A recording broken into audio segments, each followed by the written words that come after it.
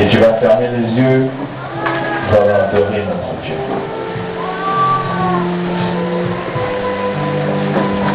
Groupe musical, juste 2 minutes d'adoration. Pendant que tu as les yeux fermés, tu vas dire à ton Dieu que tu l'aimes. Tu vas lui dire que c'est pour lui que tu es en ce lieu cet après-midi. Tu vas lui dire, Jésus, je t'aime. Je suis là pour toi. Parle-lui ce soir, dis-lui. Allons-y. On vous entend pas, hein? L'Éternel des armées,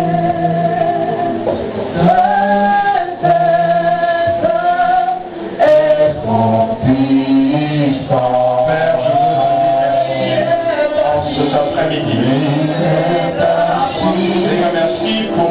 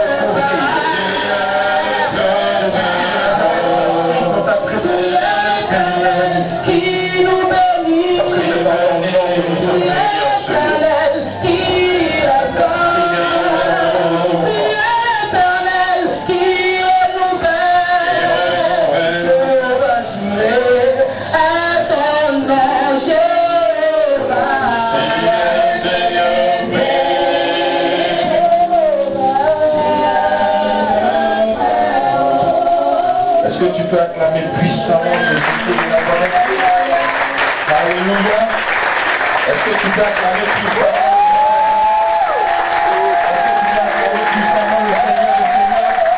Est-ce que tu peux acclamer puissamment Jésus? Alléluia. Tu peux t'asseoir tout doucement dans la présence de Dieu. Que Dieu te bénisse. Regarde quelqu'un à côté de toi, dis-lui que Dieu te bénisse. Dis-lui, tu es encore là. Tu es toujours là. Fidèle au poste. Que Dieu te bénisse. Pour les personnes qui viennent en ce lieu pour la première fois, que Dieu vous bénisse aussi. C'est toujours dans la joie que je retrouve le peuple de Bethel, mais c'est encore plus dans la joie aujourd'hui que je me trouve à ce culte spécial qui a pour thème le temps de Dieu. Dis à quelqu'un, le temps de Dieu est arrivé. Dis-lui, le temps de Dieu est arrivé. Qui n'est pas convaincu de ça? Que le temps de Dieu est arrivé. Si tu n'es pas convaincu, il faut lever la main. Lève-la. Tu es déjà convaincu, non? Acclame Jésus. Amen. Alléluia. Cet après-midi, je vais traiter du même thème que le révérend apôtre a traité hier, sauf que je vais traiter d'un aspect particulier de ce thème. Nous allons voir d'abord, dans un premier temps, les secrets du temps. Alléluia. Amen. Dieu travaille dans le temps. Amen. Et tous ceux qui ont le secret du temps, qui arrivent à dompter le temps, ont du pouvoir sur ceux qui ne maîtrisent pas le secret du temps. Alléluia. Vous voyez, le diable a créé plusieurs fonctions. Il y a des gens qu'on appelle des astrologues qui travaillent avec les astres. Et souvent ceux-là te mettent des horoscopes dans des livres ou bien dans des revues, dans des journaux que tu lis. Alléluia. Ils t'expliquent que parce que les astres vont se comporter comme ceci ou comme cela, il y a telle chose qui va t'arriver. Alléluia. Tu connais ça? C'est cela qu'on appelle des astrologues. Ils basent ce qui doit se produire dans ta vie sur une science plus ou moins exacte pour te démontrer que parce qu'il va se passer quelque chose comme ceci dans le ciel, sur la terre des hommes, il va t'arriver cela. Alléluia. Mais ils ne sont pas dans le faux. Amen. Ils ne sont pas dans le faux. Nous allons voir tout cela aujourd'hui. Dis amen. Nous allons voir aussi comment tu peux dompter ce temps en ayant maîtrisé les secrets du temps, de sorte à ce que tu ne pries pas n'importe quand. Il y a les heures de prière. Dis amen. Et puis on ne fait pas toutes les prières tout le temps. Alléluia. Il y a des prières on fait la nuit, il y a des prières on fait la journée, il y a des prières on fait à minuit, il y a des prières on fait à 3 heures du matin. Alléluia.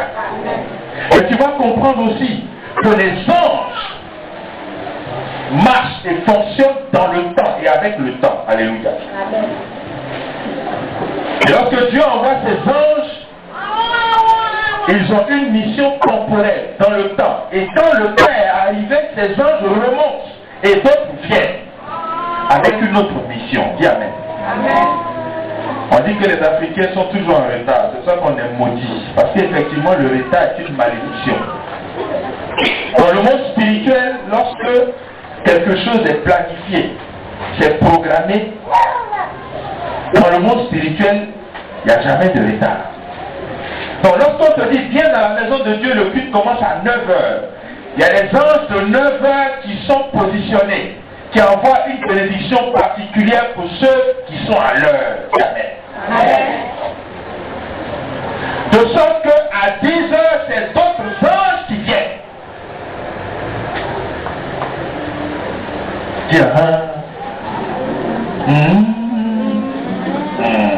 Alléluia. Et c'est ce qui fait que souvent quand tu arrives en retard, ce que Dieu a emmené pour toi est déjà reparti.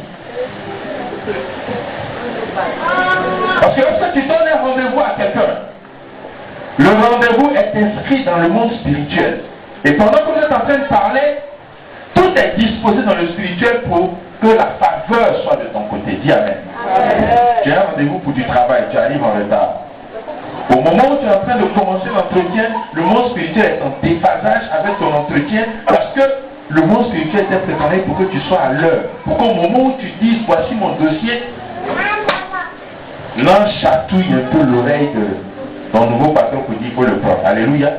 Mais cet ange est déjà parti pour ceux qui arrivent en retard. Amen, amen. Nous allons prendre la parole de Dieu et tu vas comprendre cela. Nous sommes nous aujourd'hui. Qui peut dire où nous sommes? Qui peut dire où nous sommes ici? Qui connaît le nom de cette communauté? Bethel?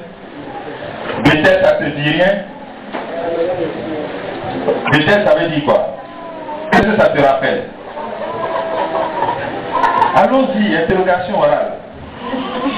Ça veut dire quoi? Lieu de prière. Mais oui, il faut parler. Ça veut dire quoi? Où sont les gens de Bethel? Ils sont où là? Ou bien ils ne sont pas venus? Mais qu'est-ce que ça? Prends le livre de Genèse, chapitre 28. Tu vas voir ce que c'est que Bethel. Comme ça, à partir de aujourd'hui, si on te demande, tu pourras répondre. Amen. Genèse chapitre 28, on va lire à partir du verset 10. Je ne sais pas si quelqu'un peut m'aider à la lecture. Rapidement, on va démarrer tout doucement et atteindre la vitesse de croisière tout à l'heure. Dieu fera quelque chose pour ta vie aujourd'hui. Alléluia. Parce que ton temps est arrivé. Ton temps est en phase avec le temps de Dieu. Tu n'es pas en déphasage, tu n'es pas en retard ni en avance. Alléluia. Ton temps est comme ça. Avec le temps de Dieu. Amen. Si tu es sûr que ton temps est comme ça, le temps de Dieu fait ça. Alléluia. Alléluia. Alléluia. Nous allons lire la parole de Dieu. Genèse chapitre 28 à partir du verset 10. Il y a un second micro, il n'y en a pas? Il n'y en a pas, hein? Tiens le mien. Il faut que ceux qui sont dans le fond entendent. Parce que les gens vont continuer à venir. Voilà. À partir du verset 10. Genèse chapitre 28, à partir du verset 10. Nous suivons la lecture. Jacob partit de Beersheba et s'en alla à Charan. Il arriva dans un lieu où il passa la nuit, car le soleil était couché. Il y prit une pierre dont il fit son chevet, et il se coucha dans ce lieu-là. Il eut un songe, et voici une échelle était appuyée sur la terre, et son sommet touchait au ciel. Et voici les anges de Dieu montaient et descendaient par cette échelle. Et voici l'Éternel se tenait au-dessus d'elle, et il dit, je suis l'Éternel, le Dieu d'Abraham, ton père, et le Dieu d'Isaac. La terre sur laquelle tu es couché, je la donnerai à toi et à ta postérité. Ta postérité sera comme la poussière de la terre. Tu t'étendras à l'Occident et à l'Orient, au septentrion et au Midi, et toutes les familles de la terre seront bénies en toi et en ta postérité. Voici, je suis avec toi. Je te garderai partout où tu iras, et je te ramènerai dans ce pays, car je ne t'abandonnerai point, que je n'ai exécuté ce que je te dis. Jacob s'éveilla de son sommeil et il dit, certainement l'Éternel est en ce lieu, et moi je ne le savais pas. Il eut peur et dit, que ce lieu est redoutable, c'est ici la maison de Dieu, c'est ici la porte des cieux. Et Jacob se leva de bon matin, il prit la pierre dont il avait fait son chevet, et il la dressa pour monument, et il versa de l'huile sur son sommet. Il donna à ce lieu le nom de Bethel, mais la ville s'appelait auparavant Luz. Jacob fit un vœu en disant, si Dieu est avec moi et me garde pendant ce voyage que je fais, s'il me donne du pain à manger et des habits pour me vêtir, et si je retourne en paix à la maison de mon Père, alors l'Éternel sera mon Dieu. Alléluia. Amen. Alléluia. Amen. Dieu te bénisse. Ici, la lecture a été un peu longue. Il s'agit de quelqu'un que tu connais très bien, qui s'appelle Jacob. Jacob qui veut dire voleur, usurpateur, qui a volé le droit d'aînesse de son grand frère contre la nourriture. Alléluia. Et Jacob a commencé à souffrir, à tel point que la Bible nous dit qu'il a tellement marché dans des endroits arides qu'il a pris une pierre. Imagine un peu un caillou que quelqu'un prend comme oreiller. Alléluia. Est-ce que ton oreiller sur ton lit là-bas là, ressemble à un caillou? Amen. Alléluia. Jacob a réussi, est arrivé à prendre un caillou comme oreiller. Et la Bible nous déclare que pendant qu'il était sur ce caillou, il n'était même pas confortablement installé. Il a une révélation puissante. Et il voit des anges monter et descendre en ce lieu. En ce lieu de difficulté, en ce lieu où Jacob était dans le creux de la vague. Au moment où lui-même ne savait même plus où aller. Il était épuisé, fatigué, comme tu es épuisé et fatigué. Et Jacob a eu cette vision. Il a vu des anges monter et d'autres descendre. Alléluia. Et il voit ces anges. Alors que les anges sont des messagers de Dieu. C'est des êtres qui viennent sur terre en mission de la part de Dieu et remontent. C'est pourquoi tu jugeras les anges. Dit la parole de Dieu. Toi, tu jugeras les anges. Tu diras de tel ange ou de tel autre s'il a bien travaillé pour toi, pour les enfants de Dieu, ou s'il n'a pas fait. Dis Amen. Alléluia. Mais ces anges que Jacob a vus, il a entendu notre voix au-dessus de ces anges, de l'échelle de ces anges. Et c'était la voix de l'Éternel des armées, dit la parole de Dieu. Alléluia. Et Dieu qui parle à Jacob et qui fait des promesses à Jacob. Parce que Jacob avait souffert. Jacob était dans des difficultés. Comme le chrétien est dans des difficultés aujourd'hui. Aujourd'hui, quand tu regardes les chrétiens, la plupart font pitié. Parce qu'on dit la vie est dure. On ne peut plus vivre dans les compromissions. On ne peut plus vivre avec le petit copain qui payait mon loyer. Là, on ne peut plus vivre avec lui. Mais qui va payer mon loyer? Alléluia. On ne peut plus vivre avec celui-là qui donnait un peu à manger à la famille. Mais c'était contre la volonté de Dieu. On vient même dans l'église, il n'y a même pas de cotisation dans l'église pour soutenir ceux qui viennent d'arriver. Parce que les païens disent que nous sommes moisis comme des rats d'église. Alléluia. Je déteste cette expression. Pourquoi dans l'église que les rats seraient moisis? Alléluia. Oui, parce que dans la maison de Dieu, on voit qu'il n'y a pas d'argent. Et les difficultés, comme Jacob, sont permanentes dans la maison de Dieu. Mais Dieu voit ces difficultés. Il regarde au corps de ses enfants. Il a regardé au corps de Jacob. Ce n'est pas Jacob qui a appelé Dieu pour dire oui, viens me soutenir.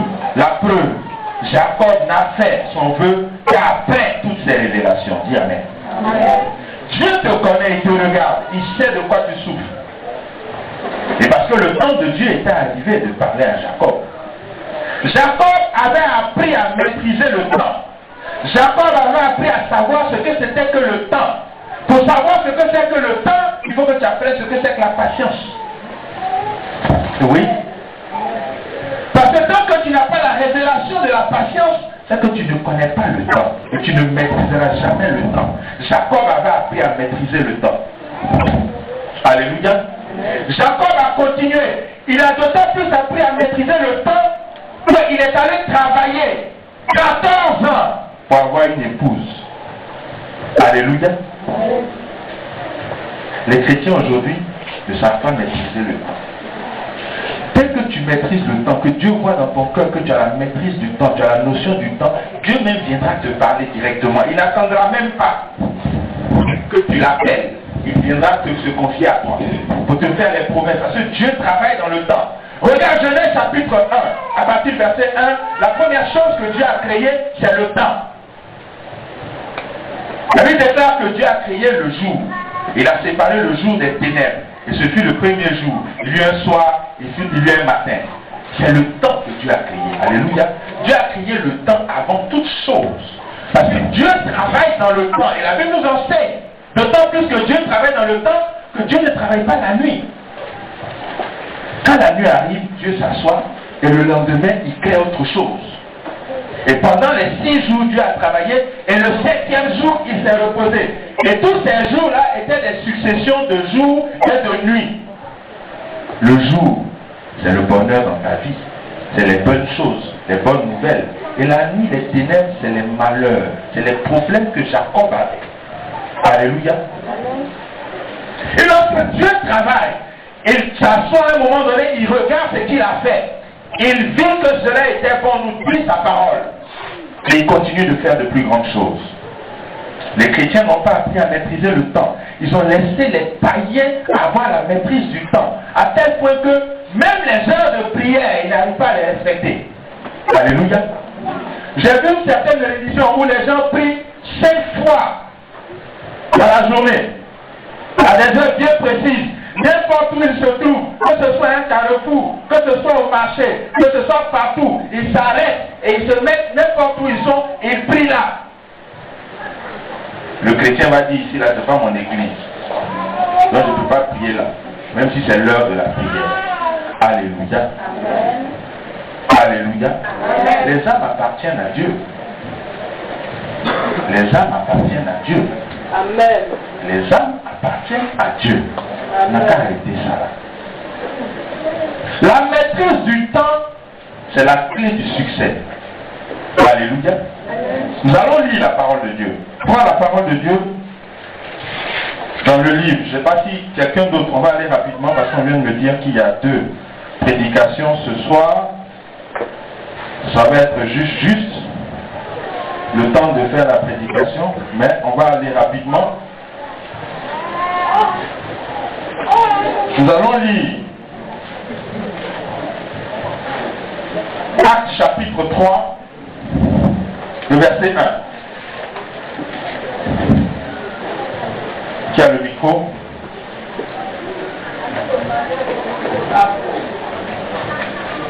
Actes chapitre 3, le verset 1. Le verset 1. Pierre et Jean montaient ensemble au temple à l'heure de la prière. C'était la 9e heure. Alléluia. Et ils montaient ensemble au temple à l'heure de la prière. C'était la 9e heure, c'est quelle heure? Interrogation orale. Allons-y rapidement. C'est quelle heure, 9e heure? C'est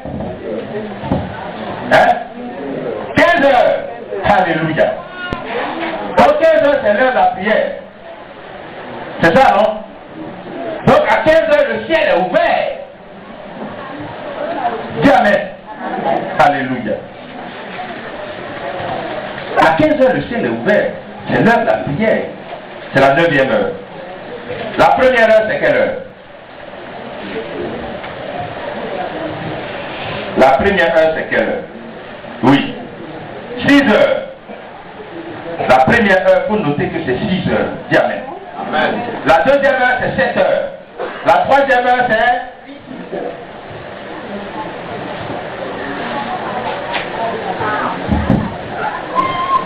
Qui a vu l'erreur? Allons-y. Interrogation orale. La première heure, c'est 7 heures. La première heure, c'est 7 heures. Est-ce que tu peux acclamer Jésus? Tu as compris? 6 heures, c'est 0 heure. Alléluia. Tu vas comprendre tout à l'heure pourquoi. Dis, j'aime la parole de Dieu. J'aime la parole de Dieu. Tu vas comprendre la révélation du temps. La première heure, c'est 7 heures. Parce que 6 heures, le soleil se lève à 6 heures. Donc, la première heure commence de 6 heures 00 jusqu'à 7 heures. Donc, à 7 heures, on est à la première heure. La deuxième heure, selon la décomposition du temps par l'Éternel des armées, c'est 8 heures. La troisième heure de la journée, c'est 9 heures. Quand tu quittes de 9 heures, tu ajoutes 6 heures, ça te donne 15 heures. Donc 15 heures, c'est la 9e heure. Alléluia. Et 15 heures, c'est l'heure de la prière, nous dit la parole de Dieu. On va aller rapidement. Allons-y. Dans le livre de Exode. Chapitre 14, verset 24.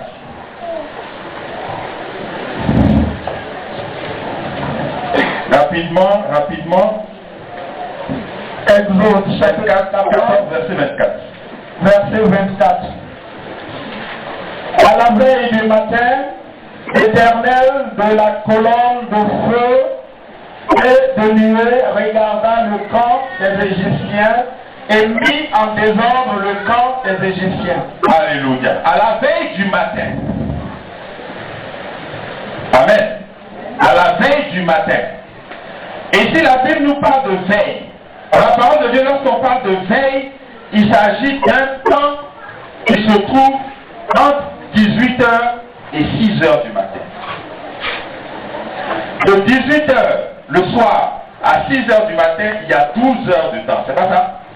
Dieu a subdivisé le jour en 12 heures et la nuit en 12 heures. Amen. Donc, si tu veux maîtriser le temps, il faut que tu maîtrises les 4 veilles de la nuit. Les 4 veilles de la nuit, il y a la première veille qui parle de 18h à 21h. Ça, c'est la première veille de la nuit. Dis amen. Et pendant cette veille, le ciel est ouvert, nous dit la parole de Dieu, on n'a pas le temps de lire. Le ciel est ouvert à la prière pour les enfants. Dis amen. Si tu veux prier pour tes enfants, c'est de 18h à 21h. Si tu as des enfants, fais ça. Alléluia. C'est la première veille. La deuxième veille part de 21h à minuit.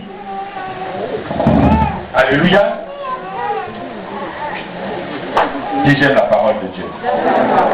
Et cette seconde veille, c'est pour nous autres là. Là on peut prier pour nous, hein. Alléluia. Voilà, là c'est pour nous. Dis amen. La troisième veille part de minuit à 3h du matin. C'est la veille la plus difficile. Pendant les veillées, c'est à cette veille là que tu dors.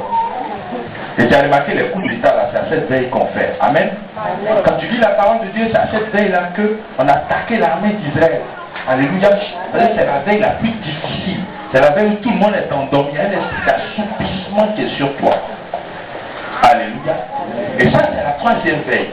C'est la veille de minuit à 3h du matin. Dis amen.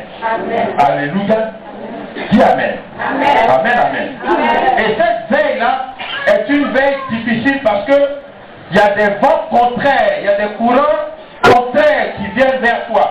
Et c'est une veille pendant laquelle il y a beaucoup d'obstacles dans ta vie spirituelle.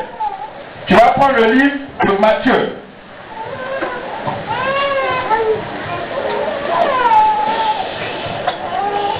Tu vas prendre le livre de Matthieu. Le chapitre 14. Mon frère, on va lire rapidement 2 versets pour étayer cela.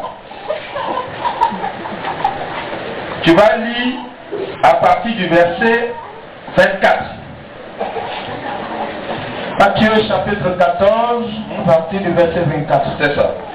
La barque déjà au milieu de la mer était battue par les flots, car le vent était contraire. À la 4e veille de la nuit, Jésus alla vers eux, marchant sur la mer. Alléluia. Et si Jésus avait envoyé ses disciples en mer, il était resté à terre, en train de prier. Il les a envoyés en mer et ils ont commencé à souffrir parce qu'il y avait des vents contraires, des courants marins. Les vents contraires à ta vie, c'est les problèmes de ta vie, les obstacles, les blocages. Alléluia. Et Jésus, pourtant, savait bien qu'ils étaient en difficulté, il les a laissés faire. Si tu lis la parole de Dieu, tu verras qu'il les a laissés souffrir seuls pendant une bonne partie de la nuit. Et il n'a attendu que là pour aller à leur secours. Alléluia. Elle a fait ça. Oh, elle a maîtrise du temps. Tu vas voir, tu vas apprivoiser beaucoup de choses. Tu seras un personnage exceptionnel. Alléluia. Jésus a attendu la 4e veille pour aller secourir ses disciples. Et il est arrivé en marchant sur les eaux. Les gens ont cru que c'était un fantôme. Parce qu'à la 4e veille, souviens-toi, lorsque Jacob se battait contre l'ange, à la 4e veille, l'ange disait, il faut que je m'en aille, laisse-moi partir. Alléluia. Jacob lui dit, tu me bénis là avant de partir. Tu ne pars pas sans me bénir. Parce que Jacob avait eu la maîtrise, la révélation du temps au travers de toutes ces difficultés qu'il avait surmontées. Amen. Jésus à la 4e veille vient au secours de ses disciples. Amen. Dieu vient à ton secours à la 4e veille. Alléluia. Amen. Certains prient toute la nuit, mais ils ne prennent pas le temps d'écouter la révélation de Dieu à partir de 3 heures du matin. Dieu vient se révéler à toi entre 3 heures et 6 heures. Quand tu vas à une veillée là, entre 3 heures et 6 heures, ne dors pas. Dis à quelqu'un, touche-le, ne dors pas. Touche-le, il faut la toucher. Il faut la toucher, il ne faut pas avoir honte d'elle. Quand tu ne dors pas, la 4e veille, Dieu vient à ton secours. Dis Amen. Alléluia. Est-ce que tu peux acclamer Jésus? Amen, amen. La maîtrise du temps est en ces choses. Et Dieu se révèle à tous ses enfants qui savent ce que c'est que le temps. Il y en a qui prient, papa les matins, il y en a qui prient 5 minutes au bon moment, c'est plus que tes 20 jours de jeûne. Mieux. Je prie ça sur le nom de Jésus. Le chrétien doit arrêter de dire en même temps mieux. En même temps mieux. Genèse chapitre, Jean chapitre 7, verset 4. En même temps mieux là. Je prie ça sur ma vie au nom de Jésus. En même temps mieux ne signifie pas que c'est le temps de Dieu. Parce qu'effectivement, il est en train de lui dire, mais montre-toi, toi tu es en train de faire l'œuvre de Dieu et puis tu te caches. On n'a qu'à te voir.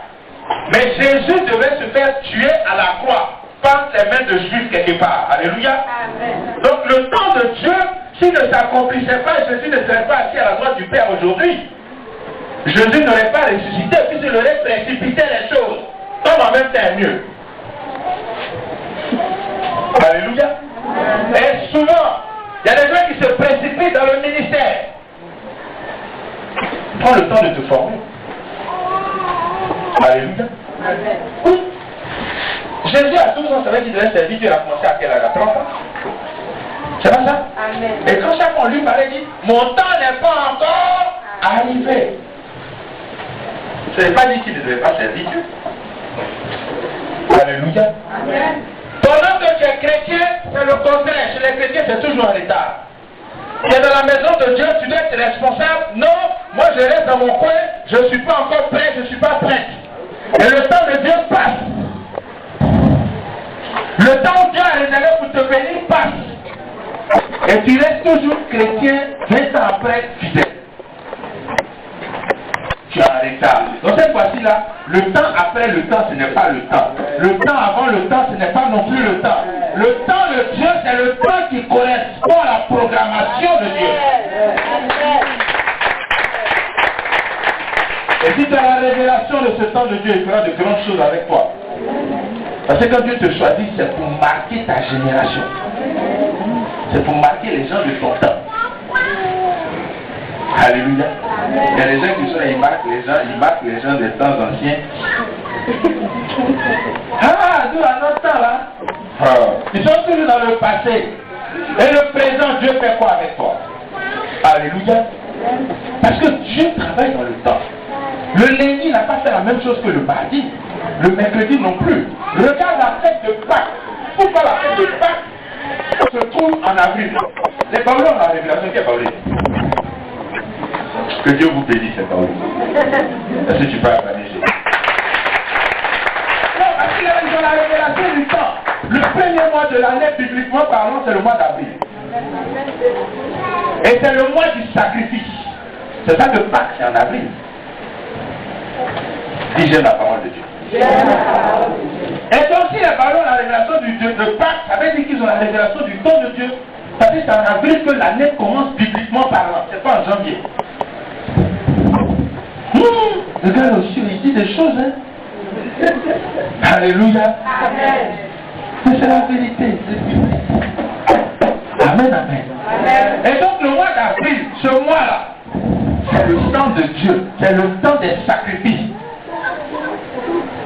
Le mois qui arrive, 1er avril, il faut que tu sois en phase avec la programmation de Dieu. Fais des offrandes à Dieu, fais des sacrifices à Dieu. Regarde, Quand tu regardes dans les climats tempérés, là, chez nous, on ne voit pas trop ça. C'est au mois d'avril que les fleurs bourgeonnent, que la vie renaît. On dit c'est le printemps. C'est pas ça? Mais parce que c'est la nouvelle année qui commence. Mais nous, on est ici, on n'est pas dans ça. Nous, c'est tout la même chose. Il pleut, c'est la même chose. Maintenant, il pleut pendant un matin. Alléluia. Est-ce que tu peux acclamer? Amen. Donc, Dieu programme toutes les choses. Et c'est ce mois-là que justement, la Pâque était célébrée. Et c'est justement cette période que Jésus était sacrifié. Pour que le sacrifice soit parfait. Programmation dans le temps de Dieu. Quand est-ce que le chrétien va programmer son temps? Quand est-ce que le chrétien va marcher dans le temps de Dieu? Quand Dieu dit c'est le moment de faire ceci, tu te lèves, tu le fais. Alléluia. Donc pendant tes épreuves, Dieu est en train de te former. Il ne faut pas croire que tu es en train de perdre du temps. Tu ne perds pas du tout du temps. Au contraire, il te prépare à des lendemains meilleurs. Et il m'a dit, mon serviteur, si tu accomplis ce que c'est que le temps, je ferai de grandes choses avec toi. Et il faut apprendre à dompter le temps. Regarde, tous les matins, lève-toi avant que le soleil ne se lève et ordonne au soleil d'être favorable. Il ne faut jamais te lever après le lever du soleil. Ça ne t'arrange pas. Ça ne t'arrange pas. Parce que quand le soleil se lève, tout a été déjà programmé contre toi. Le jour doit se lever avec toi tes ordres. Amen. Alléluia. Amen. Ça, c'est un autre secret du temps. Amen. Il y a un autre secret du temps encore. Dis, j'aime la parole de Dieu. J'aime la parole de Dieu. Est-ce que tu peux acclamer Jésus?